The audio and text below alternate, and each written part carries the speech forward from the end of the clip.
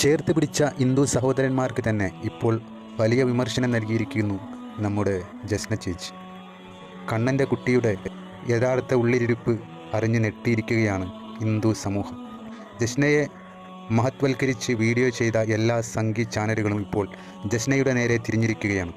ജസ്ന പറഞ്ഞത് മറ്റൊന്നുമല്ല, നിങ്ങൾക്ക് വിളക്ക് കത്തിക്കാൻ വേണ്ടി ഒരു അവസരം ഞാനായിട്ടുണ്ടാക്കി തന്നു.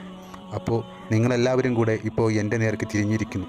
ഉദാഹരണം പറഞ്ഞാൽ പാല് കൊടുത്ത കൈക്ക് തന്നെ തിരിഞ്ഞു കൊത്തിയെന്ന്.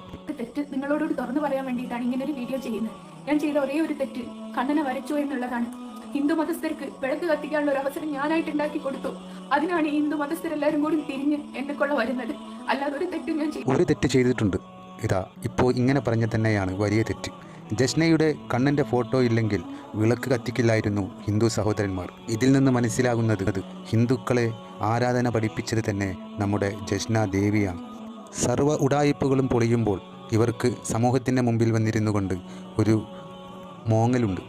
ആ നേരത്ത് ഇവരുടെ മുഖം കാണുകയാണെങ്കിൽ ഒലിച്ചു പോകുന്ന വെള്ളം അപ്പോൾ അവിടെ നിൽക്കും. എന്താണ് വികാരം? വിഷമം തളം കെട്ടി നിൽക്കുന്നു ആ മുഖത്ത്. പക്ഷേ ഇത്തരം ഉഡായിപ്പുകളൊന്നും ഇനി ചെലവാകില്ല പൊന്നുമോളെ. നിന്നെക്കുറിച്ച് മുസ്ലിങ്ങൾക്ക് ആദ്യം തന്നെ മനസ്സിലായി. ഇപ്പോൾ ഇതാ നിന്നെ ചേർത്ത് പിടിച്ച ഹിന്ദുക്കൾക്കും നിൻ്റെ വ്യക്തമായ മുഖം മനസ്സിലാക്കി കൊടുത്തത് നീ തന്നെയാണ്. അല്ലെങ്കിൽ നോക്കൂ, ഏതോ ഒരു യുവാവിനെ തൻ്റെ വീട്ടിലെ സോഫയിലിരുത്തി കൂടെ ജസ്നയും കയറിയിരുന്നു കൊണ്ട് ഒരു വീഡിയോ ചെയ്തു. ഇതെൻ്റെ സഹോദരനാണെന്ന് പറഞ്ഞുകൊണ്ട്. നെറ്റിയിൽ കുരി തൊട്ട സഹോദരൻ നിൻ്റെ ആരാണ്? നിനക്ക് എങ്ങനെയാണ് അവർ സഹോദരനാവുക എന്ന് ഒരു സഹോദരി ചോദിച്ചപ്പോൾ അവരെ നേരിൽ കണ്ട സമയത്ത് ഗുരുവായൂർ അമ്പല നടയാണെന്ന് പോലും നോക്കാതെ അവരുടെ നേർക്ക് തർക്കിച്ചു കയറിയ ജസ്നക്ക് മനസ്സിലായില്ല താൻ ചെയ്യുന്നത് വലിയ പിഴവാണെന്ന്. കയറി തോന്നിവാസം കാണിച്ച ജസ്നക്കെതിരെ അവരെല്ലാവരും കൂടെ തിരിഞ്ഞു.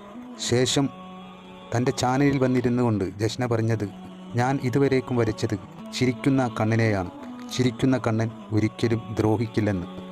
പരസ്പരം പറയുന്ന വിഷയത്തിന് യാതൊരു സാമ്യതയും നൽകാത്ത വാക്കുകളാണ് ചില സമയത്ത് ഈ സഹോദരി ജനങ്ങളുടെ മുമ്പിൽ വിളിച്ചു പറയിൽ.